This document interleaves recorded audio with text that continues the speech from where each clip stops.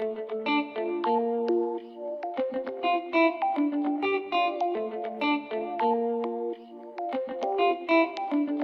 vous souhaite tout le bonheur du monde et que quelqu'un vous tende la main. C'est ce qu'on appelle l'humus en fait. Toutes ces plantes qui se décomposent, c'est la matière organique, c'est-à-dire que c'est du vivant.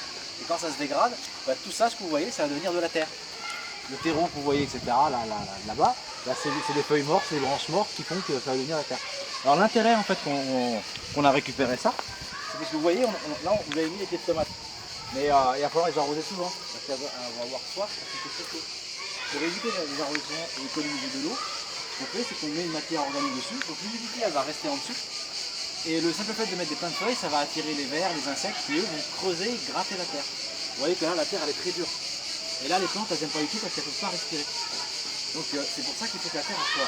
Normalement quand on a un jardin, on va être capable de mettre la main dedans et de creuser assez profondément pour aller mettre cette plante. Donc ce qui est intéressant c'est de savoir qu'une terre comme ça elle ne reste jamais à nu. Il faut toujours mettre quelque chose dessus. Donc quand vous voyez des feuilles là-bas, etc., tout c'est pas les déchets, c'est juste un futur engrais. Ah, et un autre groupe que j'ai demandé de mettre les plantes dans l'eau, pourquoi? Pour que ça descend. Après, quand on va la planter, ça va remonter, ça va remonter. Mais j'aurais pu les planter. Elle va faire. J'aurais pu les planter et les arroser, ça aurait été pareil, non? Vas-y.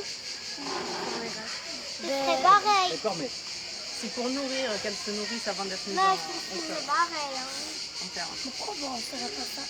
Vous enlevez la terre, vous la mettez ici, là. Après, vous mettez du. En fait, ça va pousser quoi?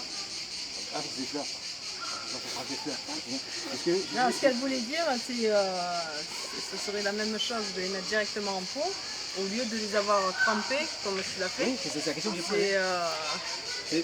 Pourquoi on les a fait tremper lorsqu'on aurait pu directement les mettre et mettre de l'eau par-dessus? Pourquoi? Pourquoi? Parce qu'en fait, tu vois ta plante là, elle est dans un petit pot et elle a tout le temps soif parce qu'elle n'a pas assez, si tu veux, de matière, de réserve pour pouvoir s'alimenter. C'est pour ça qu'elle fait la tête un peu comme ça.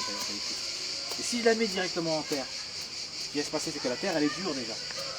Quand je vais arroser, l'eau va se disperser et elle n'aura toujours pas assez de réserve pour se développer. Le simple fait, tu veux, c'est pour ça qu'on l'a monté, on l'a d'abord posé, pas trempé directement, que l'eau, ce qu'on appelle la capillarité, c'est-à-dire que l'eau elle est montée tout doucement.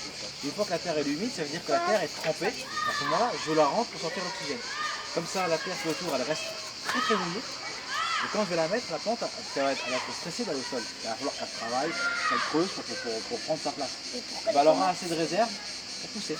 Pourquoi les tomates ils sont là et vous n'avez pas mis dans un pot? Non, mais elles étaient dans un pot, les tomates, déjà.